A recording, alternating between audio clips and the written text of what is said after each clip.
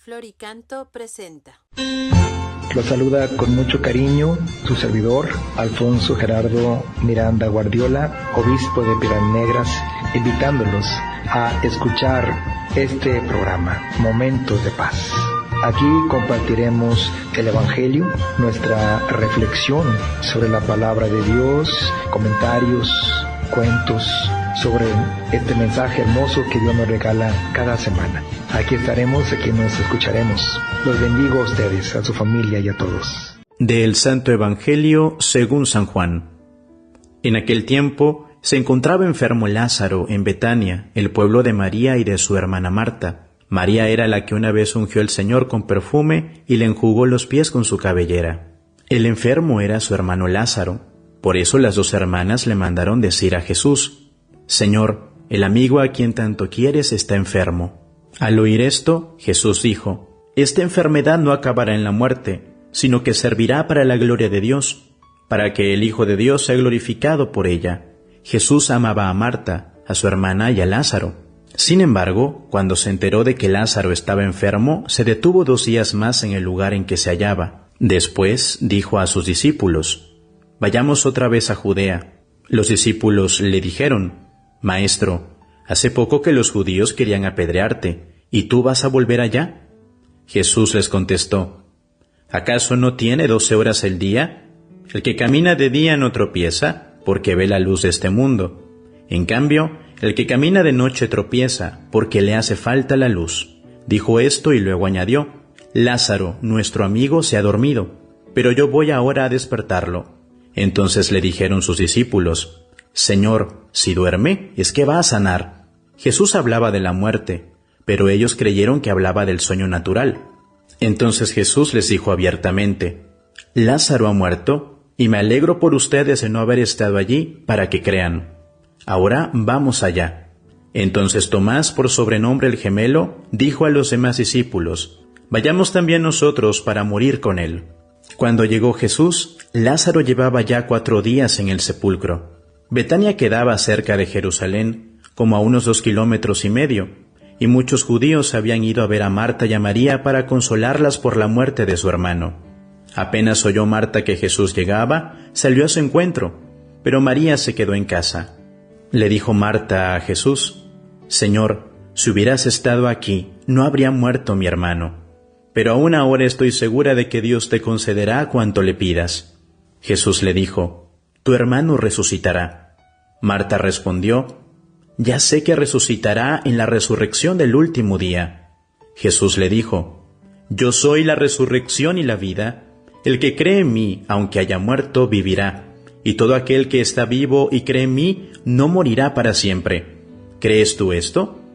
Ella le contestó: Sí, Señor. Creo firmemente que tú eres el Mesías, el Hijo de Dios, el que tenía que venir al mundo. Después de decir estas palabras, fue a buscar a su hermana María y le dijo en voz baja: Ya vino el Maestro y te llama. Al oír esto, María se levantó en el acto y salió hacia donde estaba Jesús, porque él no había llegado aún al pueblo, sino que estaba en el lugar donde Marta lo había encontrado.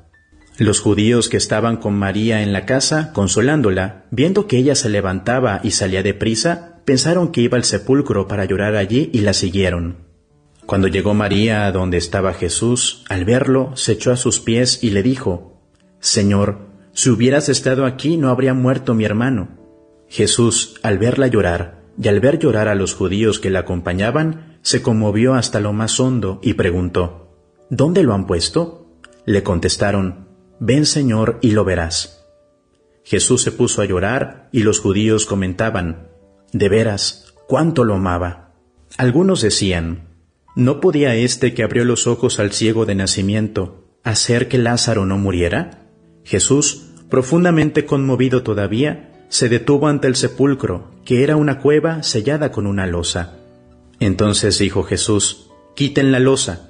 Pero Marta, la hermana del que había muerto, le replicó: Señor, ya huele mal, porque lleva 4 días. Le dijo Jesús: ¿No te he dicho que si crees verás la gloria de Dios? Entonces quitaron la piedra. Jesús levantó los ojos a lo alto y dijo: Padre, te doy gracias porque me has escuchado. yo ya sabía que tú siempre me escuchas, pero lo he dicho a causa de esta muchedumbre que me rodea, para que crean que tú me has enviado». Luego gritó con voz potente: «Lázaro, sal de allí». Y salió el muerto, atados con vendas las manos y los pies, y la cara envuelta en un sudario. Jesús les dijo: «Desátenlo para que pueda andar». Muchos de los judíos que habían ido a casa de Marta y María, al ver lo que había hecho Jesús, creyeron en él. Palabra del Señor. Los saludo con mucho afecto y cariño en el Señor y les comparto mi reflexión en torno al quinto domingo de Cuaresma 2026. El amigo a quien tanto quieres. Qué bonitas palabras sobre Lázaro le expresan los apóstoles a Jesús. El amigo a quien tanto quieres. Así debería ser nuestra oración. Cuando pedimos por alguien, ya sea por su salud o por su necesidad, te pido por tu amigo, Señor, a quien tanto quieres. Así sucedió en una ocasión, cuando acompañé a unos monjes cistercienses en un retiro en Jacona, cuando uno de ellos, estando en la oración de la noche, junto con su comunidad, le pidió a Dios, a quien oraban cantando en todas las horas litúrgicas del día, por un hermano monje que se había gravemente accidentado. Y le decía: «Tú, Señor, siempre estás con nosotros y nosotros contigo. Te pedimos por nuestro hermano, tu amigo». Y con su espíritu confiado y en silencio le dijo: «A quien tanto amas». Qué bellas palabras. En otro momento Jesús dirá: «Ya no los llamo siervos, sino amigos». Jesús vino a este mundo, como dice hoy el Evangelio, a hacer amigos, y amigos muy queridos. Lázaro, Marta, María, Pedro, Santiago, Juan y tantos otros y otras. Un sentimiento hermoso compartiré con los niños y niñas y con todos en la misa de este domingo. Imaginemos que nosotros somos esos amigos cercanos e íntimos de Jesús. Imagina que tú eres el mejor amigo, amiga de Jesús, y que le puedes hablar con toda confianza. ¿Cómo te sientes? ¿Cómo te sentirías si fuera así? A sus amigos, a todos sus amigos, a nosotros también nos recuerda Jesús: el que camina de día no tropieza.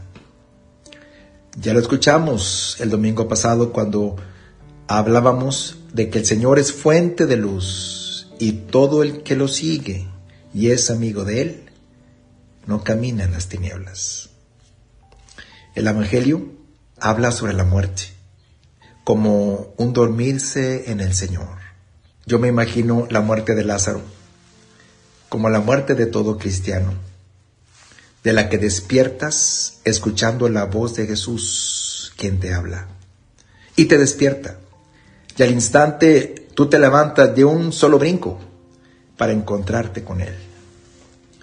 Solo faltó describir en el texto de este Evangelio el abrazo que se dieron Lázaro y Jesús después de haberle quitado las vendas al primero. Vayamos también nosotros para morir con Él. Me sorprende la emoción, más que la valentía de los apóstoles, al expresar estas palabras. Vayamos también nosotros para morir con Él. Aunque yo quisiera yo tener esa misma enjundia y algarabía para pronunciarlas. Y luego la valentía y el coraje, como los mártires de Cristo Rey, para hacerlo realidad. Yo doy la vida por los niños y las niñas vulnerables de Casa Omnia, me dijo hace unos días la hermana Lupita Bastida, con igual emoción que los apóstoles. 4 días en el sepulcro tenía ya Lázaro. Muchos amigos habían ido a ver a Marta y a María. Gesto más que cristiano universal. Acompañar a los que lloran, a los que sufren y a los que han experimentado especialmente la partida de un ser querido. Pero qué hermosísimas palabras las que dice a continuación Marta, después de increpar amistosamente a Jesús: si hubieras estado aquí. A lo que este último le respondió: yo soy la resurrección y la vida. El que cree en mí, aunque haya muerto, vivirá y no morirá para siempre. Acto seguido, Jesús le pregunta a Marta: ¿crees tú esto? Y ella, humilde, pero maravillosamente, responde confirmando esta revelación: sí, Señor, creo firmemente que tú eres el Mesías, el Hijo de Dios, el que tenía que venir al mundo. Con ello, Marta corona el mensaje de estos últimos domingos. El Mesías ha de venir, dijo a la samaritana. Yo soy el que está contigo, le responde Jesús. Y con el ciego, al que le devolvió la vista, le preguntó Jesús: ¿crees en el Hijo del Hombre? A lo que el ciego contestó: ¿quién es? ¿Quién es Él para creer en Él? Soy yo, el que está contigo, le responde Jesús. Y hoy, la amiga muy querida de Jesús, Marta, lo expresa genialmente. Sí, Señor, creo firmemente que tú eres el Mesías, el Hijo de Dios, el que tenía que venir al mundo. Ya vino el Maestro y te llama. Le susurra Marta a María, su hermana, quien dejándolo todo se levantó en el acto, saltó. Es más, si por sus pies hubiera sido, hubiera volado. Pero como dice el poeta, los pies no tienen la culpa de que el esqueleto no tenga alas. El Maestro te llama. Ella, María, hermosamente sabía que no era como a veces creemos nosotros cuando nos llama la autoridad creyendo que va a regañarnos. Ella sabía que era para algo bueno, precioso. No podía ser de otra manera, porque ella conocía a Jesús, siempre tan lleno de amor. ¿Y qué hizo María? Llegando, se echó a sus pies.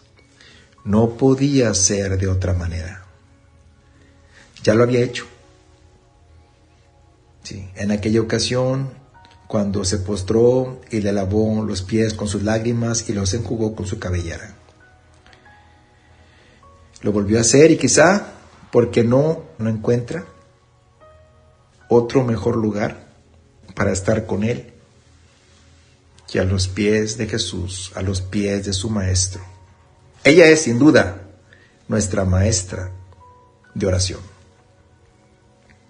Jesús, al verla llorar y ver llorar a los demás, se conmovió y lloró.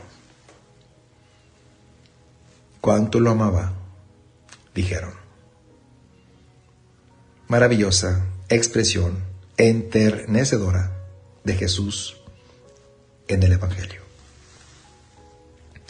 Y muchos, no solo los samaritanos, como la mujer en el pozo, no solo los que estaban con Marta y María, sino también nosotros, por estos gestos de Jesús, creímos en Él. Que Dios te bendiga. En el nombre del Padre, del Hijo y del Espíritu Santo. Amén. Mis hermanos, la reflexión que hoy les comparto se titula Conversión y Paz. En los primeros años de conversión de San Francisco, renunciando a su antigua vida, vivía en oración, en soledad y trabajando en sí mismo por la gloria de Dios, buscando conocer con toda claridad los designios de Dios acerca de él. A cada momento acudía a sus labios estas palabras del salmista: Señor, muéstranos tus caminos, enséñame la verdad de tus senderos. Mientras más avanzaba en la vida espiritual, más esclarecía su mente, más funesta y detestable le parecía todo su pasado. El recuerdo de sus diversiones y las locuras de la juventud le llenaban el alma de dolor y saludable espanto. Mientras estos cambios se daban en el corazón de San Francisco, los pobres estaban ya en el objetivo de sus pensamientos y desvelos. Se ocupaba continuamente en visitarlos, escucharlos, aliviar sus miserias. Deseaba ardientemente estar en su lugar, siquiera una vez, para saber por experiencia propia lo que significaba ser pobre, lo que pasaba en el interior de un pobre, todo sucio y harapiento, humilde y abatido, con sombrero en mano, demandando un socorro. Muchas veces trató de satisfacer esta curiosidad, quedándose horas enteras a la puerta de los templos, mezclado entre los pordioseros. Pero una cosa es ver a los mendigos y otra, muy distinta, serlo. Aunque San Francisco amaba a los pobres, había algo que realmente le costaba muchísimo más, que era tratar con un leproso. Él, al pasar por el hospital para leprosos llamado San Salvador de los Muros, solo el estar enfrente o pasar en un lado le era algo no agradable. Mandaba la limosna para ellos, pero con la condición de que alguien más lo llevara, pues cuando el viento soplaba del lado del hospital y llegaba a San Francisco, aquel hedor repugnante de tal enfermedad a él le hacía cubrirse el rostro y echarse a correr. No soportaba aquel olor. Aquí estaba, pues, una gran debilidad del santo. Aquí era donde iba a librar una recia batalla y a obtener más espléndida victoria. Un día, estando en su acostumbrada oración, oyó por fin la voz de Dios que le decía: Francisco, si quieres conocer mi voluntad, has de despreciar y aborrecer cuanto amabas y apreciaban tus sentidos. Cuanto esto hayas logrado, entonces te será amarga e insufrible lo que antes te era dulce y agradable, y hallarás gozo y agrado en lo que antes detestabas. San Francisco entendió el programa que estas palabras encerraban para él. Un día iba meditando en estas palabras en uno de sus paseos que solía dar por un valle, cuando de repente se le espantó el caballo y descubrió más adelante, como a unos 20 pasos, a un leproso, con el traje que usualmente usaban los de su condición y que era muy fácil de reconocer. Su primer impulso fue huir, pero al instante volvió a resonar en él las palabras del Señor: lo que te era odioso te será en adelante dulce y amable. Y qué cosa más horrible para él era un leproso. Llegó el momento de que se cumpliera en él la palabra del Señor. Haciendo un extraordinario esfuerzo, se apea del caballo, avanza hasta el leproso, a despecho del hedor nauseabundo que ya le invadía el olfato, le da la limosna y le besa la mano, cubierta ya de asquerosas llagas. Un momento después, se halló sobre el caballo sin saber cómo. Tan honda emoción había experimentado, el corazón le latía de modo extraordinario y lleno de paz. Temblaba de pies a cabeza y no supo el camino que tomó, pero el Señor había cumplido su palabra. El bienestar y el gozo más inefable inundaba todo su ser.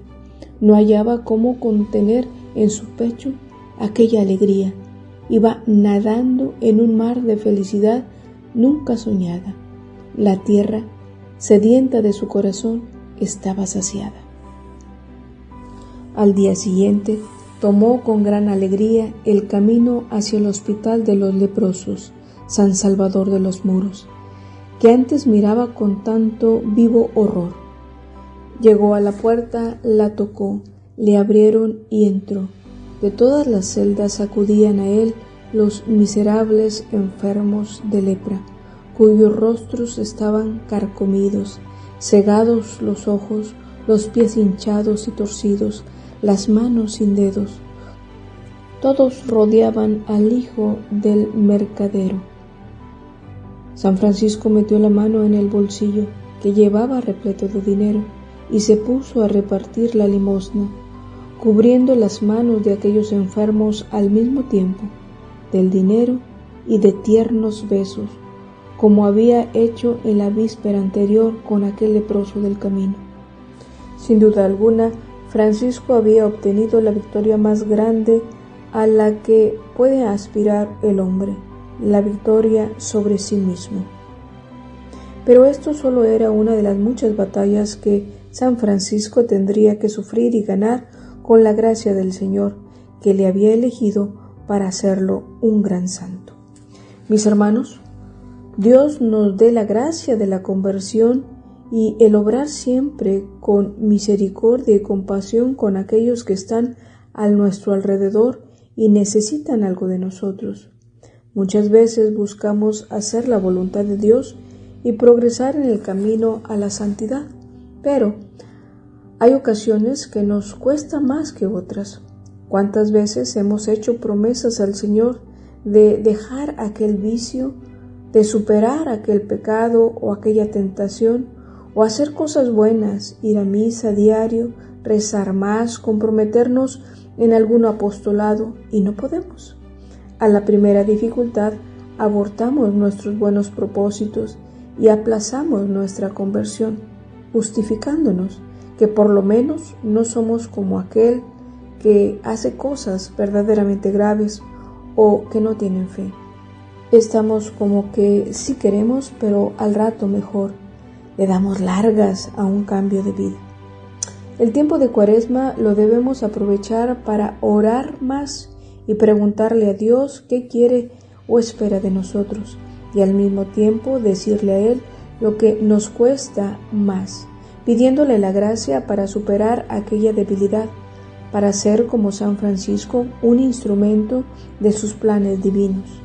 Mis hermanos, limosna y caridad van juntas. Las palabras se mezclan y nos pudieran parecer lo mismo, pero por una parte hay que compartir los bienes, pero también hay que dar el tiempo para estar con los pobres, los enfermos, los necesitados y brindarles quizás algo material, pero sobre todo verle a los ojos, escucharlos y hacerlos sentir personas. Sí, personas muy amadas por Dios. El Señor nos dé la capacidad de ser templos vivos donde habite Él, para que quien se cruce en nuestros caminos con la lepra del tiempo de hoy encuentre gestos fraternos, mirada amable, palabras confortables y la ayuda adecuada para su necesidad más apremiante. Que Dios nos bendiga a todos. Nos acercamos a uno de los momentos más importantes del año para nosotros como cristianos, la Semana Santa. Y este camino sagrado comienza con una celebración muy significativa que, Dios mediante, en este 2026 viviremos este próximo domingo 29 de marzo, y es el Domingo de Ramos. Este día nos recuerda la entrada triunfal de Jesús en Jerusalén.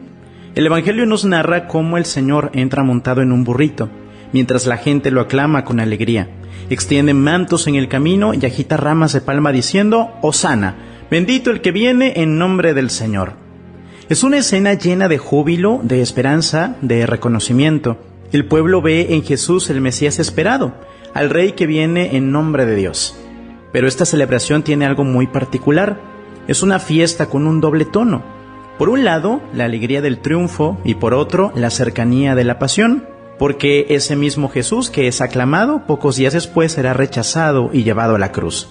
Por eso, el Domingo de Ramos no es solo una celebración alegre, es también una invitación a entrar en el misterio de la pasión del Señor. Cuando hablamos del triunfo de Jesús, debemos entenderlo bien.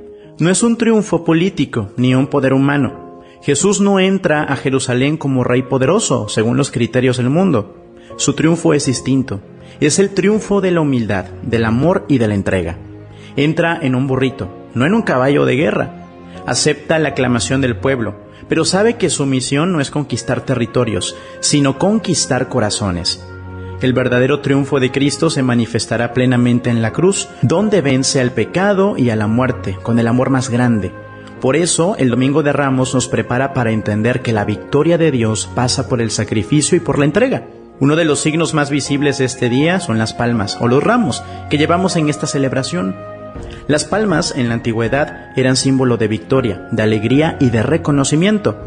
Al agitarlas, el pueblo expresaba su fe en Jesús como el enviado de Dios. Pero es importante recordar que la palma no es un amuleto ni un objeto mágico.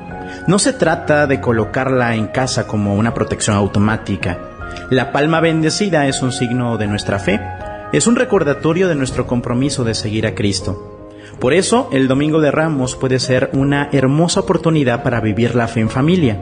Podemos, por ejemplo, preparar nuestro ramo en casa. No tiene que ser algo complicado, puede ser una palma sencilla, adornada con algún detalle, hecho con cariño. Lo importante es que ese ramo represente nuestro deseo de recibir a Jesús. Se puede invitar a los niños a participar, a explicarles el significado, a enseñarles que no es solo una tradición, sino un acto de fe. También es muy valioso participar juntos en la celebración, especialmente en la procesión de Ramos, que simboliza ese camino con Cristo hacia Jerusalén y hacia la cruz.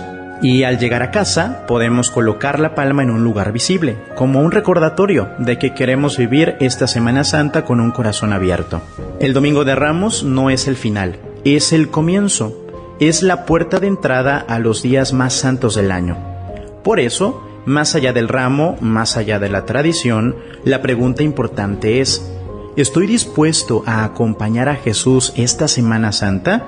¿Voy a estar cerca de Él en su pasión, en su cruz, en su entrega?